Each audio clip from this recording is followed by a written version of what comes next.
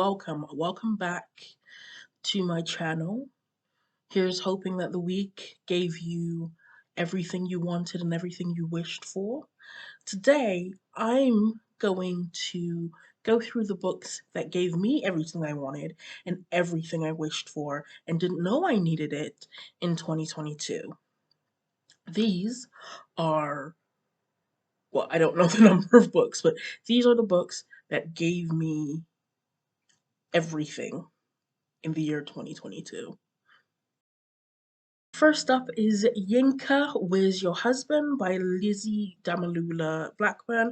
This is a British romantic comedy all about this girl named Yinka who we meet at her cousin's wedding, and instantly her mom and her aunt are on at her, saying she is growing up now. She's old enough, she's hitting that 30 mark, she needs to find herself a husband, she needs to start having children because her cousin did it and her sister did it, so you need to start getting the move on. Yinka was in a relationship before and it was quite serious, but 2 years ago, her boyfriend decided, you know what, I don't want to be married right now, I just want to do my career. So he goes to America. However, Yinka runs into him at the wedding, and it turns out that what he didn't want to commit to was her because man's got a fiance and his fiance is at the wedding. Okay. So, in order to satiate her aunt and her mother, she says, look, I just wanna. She used the same line that her boyfriend, her ex, used on her all those years ago and says, I just wanna. I just want to concentrate on my career right now, okay? I'm up for a promotion at work, and you know, it's gonna take a lot of time for me to get settled in that promotion. Only for Yinka, when she goes back to work, to not only not get that promotion, but she gets fired as well. Ooh, life's not going great for Yinka. However, her aunt has her back because Auntie decides she's gonna set Yinka up with this hunky dude from church. And only problem is he wants a more traditional Nigerian woman, a traditional Yoruba woman, all about the cooking, the family. And Yinka's not really like that. My girl would rather order a bit of fish and chips from the local chippy than make food. And then, however, is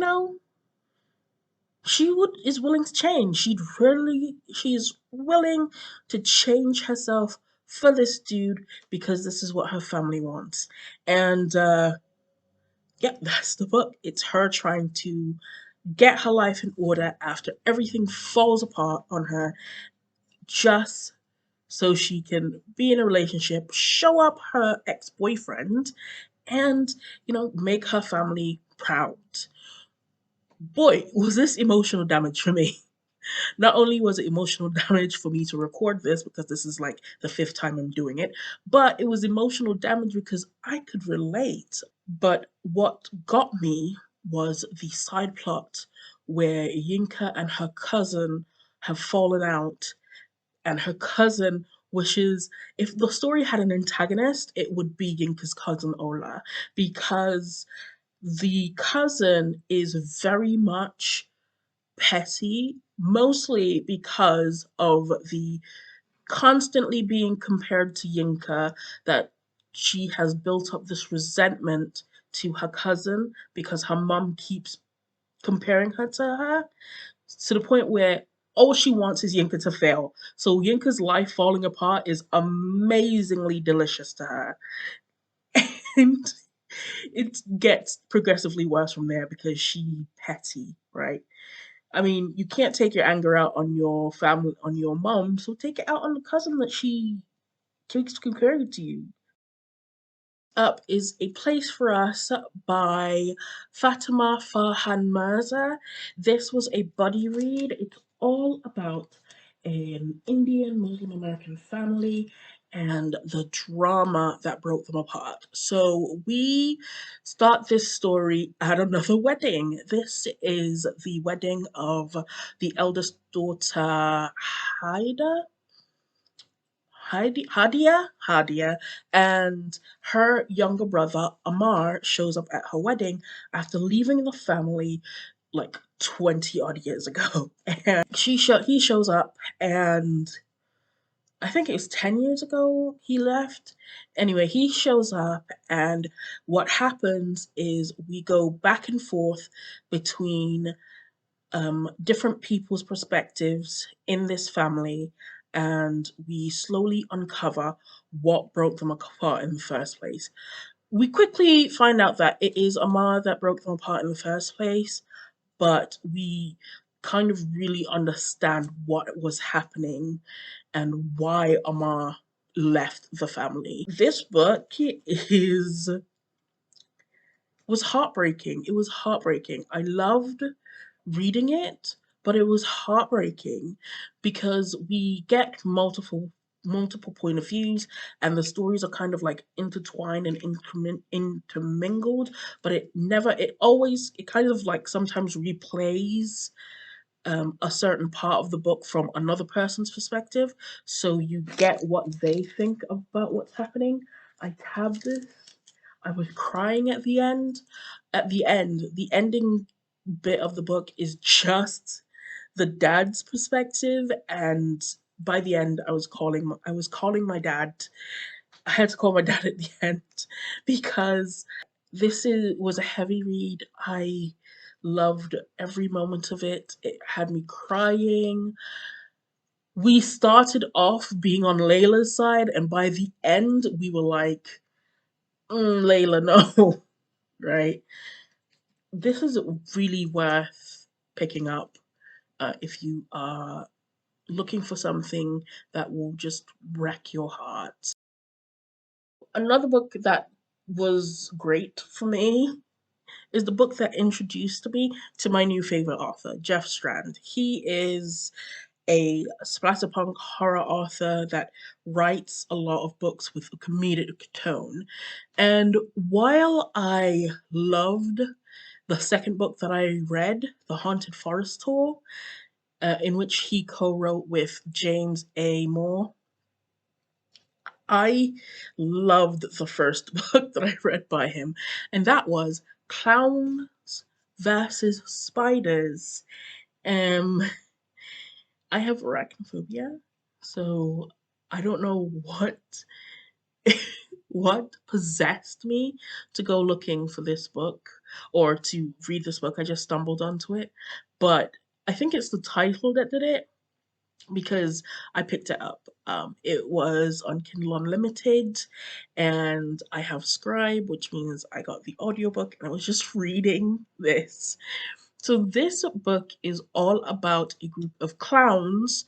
Our main clown is John T, but we also have Bluebird. We also have Reginald and Depravo. Those are the main. There are more, but these are the main four. As they have given up on the world because they love being clowns, but unfortunately, clowns have become this symbol of being scary. So they've kind of just given up and given into the being scary clowns instead of clowns that make people laugh. And they do this by doing a haunt. And during this haunt, um, giant spiders that have been sleeping in a cave nearby this town are released in the scariest way possible.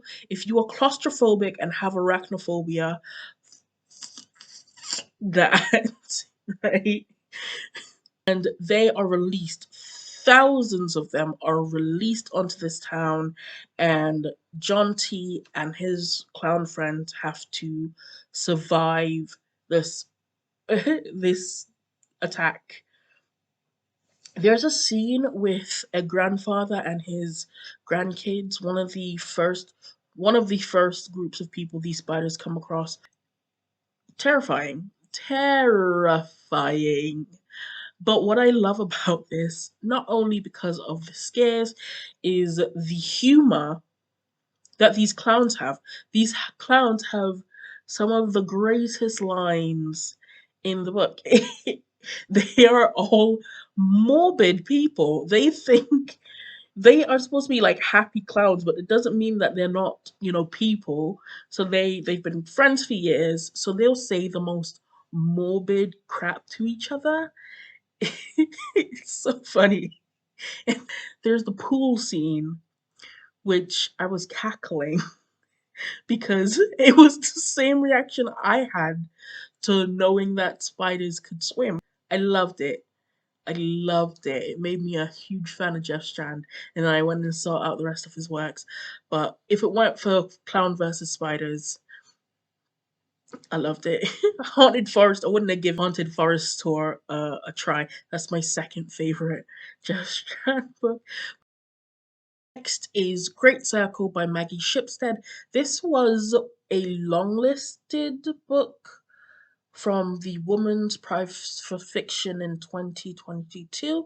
This, if you like Evelyn Hugo, I think you'll like this because this is told a dual timeline, one in the past, one in the present, and it's all about a fictional pilot. She's basically like the Amelia Earhart of her time.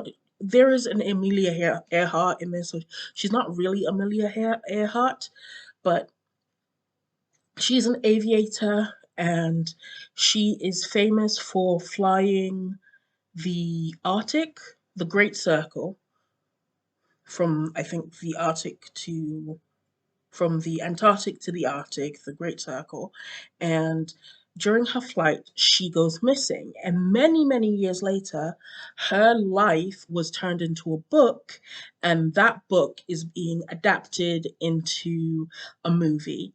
And the person who is playing mm, uh, Marion Graves, the pilot, is a woman called Hadley Baxter. She's kind of like the Kristen Stewart of this world. She starred in like a Twilight like movie series, but when she is found having an affair with someone, her life basically turns into a scandal, and she becomes a shut-in because of she's famous, and people on fans on the internet hate her. She's very bitter towards them because this is her life and they don't give a shit. They're just doing what fans do. And her next door neighbor, who is the director for this film, he approaches her and gives her, the opportunity to audition for the role, and she gets it. So from there, she takes a bit of she's trying to learn more about Marion Graves, particularly because they have a similar upbringing. And for Marion Graves, her story begins with her parents, and we follow her and her brother Jamie as they take different paths in life, and we flop back and forth between the making of this movie with Hadley and Marion Graves's story. I loved the Marion Graves's part of the books, and I loved following Jamie's part of the book as well. And I did kind of like, I think if I reread this, I would understand Hadley more. Personally, me, when I first read this, I wasn't too into the Hadley parts, but I think rereading this, I would pay more attention to the Hadley parts, and it's great. I think if you really liked Evelyn Hugo or the format of Evelyn Hugo, you would really like this book. Is Melmoth by Sarah Perry. This is a kind of spooky story about a woman named Helen Franklin who's a translator. She is sent transcripts from a vast time range, right? And she is meant to translate these works for her friend.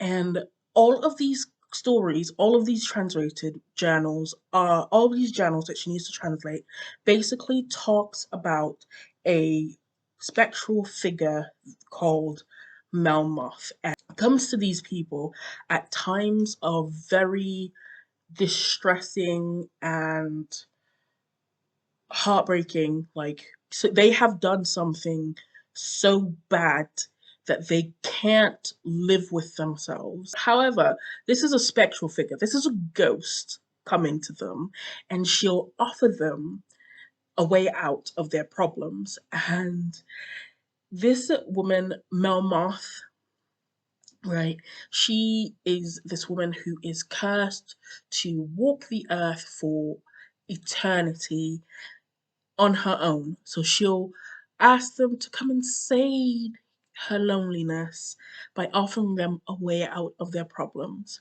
And things are really interesting. Helen is reading these accounts until one day she notices a figure has started following her. And now we are trying to figure out, what is this Melmoth? Is it just her, like, projecting these people's woes that she's reading about onto herself, or did Helen actually do something in her life that made her so guilty, feel so guilty, that Melmoth has finally showed up for her? This book is fantastic. It took a little bit of time to get to where it needed to be, but once it got there, no words, no words. Love this book. But I want to reread that book. That's one of the books, along with Great Circle, that I would love to reread. I love stories, just stories in general, where you read them and you can have a literal philosophical debate about what's on these pages. I love, it's one of those books. I love that. And Melmoth is that. It's literally about guilt and how do you deal with something that you've done in your life that you, not even you, can forgive. It doesn't matter if somebody else forgives you for what you've done. It's whether or not you can forgive yourself.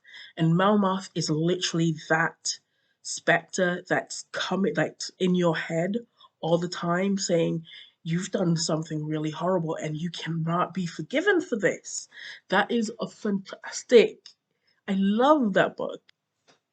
Great, great book. Next is Diety by Wesolowski. This is it's the fifth book in the 6 stories series. Each book is a standalone. So basically, each book is the episode of a podcast hosted by Scott King. It's a crime podcast. So he is investigating the death of a super mega pop star called Zach Crystal. His death happens like a year before the episode in this book, and after his death, there are people who are coming out saying that he wasn't this big personality that people thought he was. He is a predator, basically.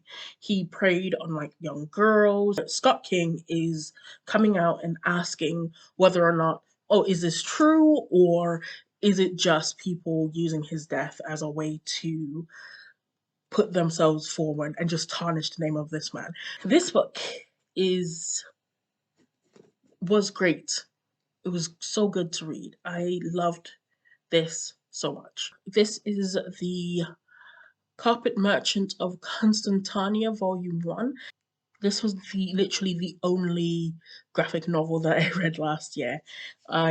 This is by Remend Yi, about a oh, I'm gonna butcher these names. This is set in the 17th century in Constantania, and it's all about the love story between uh, Zainal and Yasi. and they are married, they're happy. We flash back to 25 years ago when they met each other. He was studying to be a scholar, and she was the daughter of a carpet merchant, and they meet and they fall in love, and then they have many years together, many heartbreaking years together because things happen. And then one day he meets a vampire and it changes everything. It's very much a story about two people who love each other and are trying their best no matter what life throws at them. And life just sometimes isn't fair. The artwork is beautiful. There's some amazing mosaic drawings that are just amazing, especially when it comes to the carpets. Beautiful, beautiful book. And this is A William by Elizabeth Strout. Strout. This is the current book in a series. All of them can be read standalone. You can start anywhere in the series. But if you want to go in order, it is part of the Lucy Burton series. And Lucy Burton, she's alright in life right now, okay? She is a writer who has made a life for herself. She has two daughters. And this is all about her relationship with her ex-husband, William. And when I say William is problematic, I'm talking about William is problematic. But, and this is what I like about this book, you are finding out about the issues that Lucy had with William. Okay? But my girl left him a long time ago. Lucy is in her 60s. My girl had two kids with William and left him a long time ago, got remarried, and unfortunately her husband David passed away several years ago. Lucy is on her own, but Lucy is good. Lucy is good. Lucy is just living her best life day by day. But you find out a lot about her relationship with William in this book. And let's say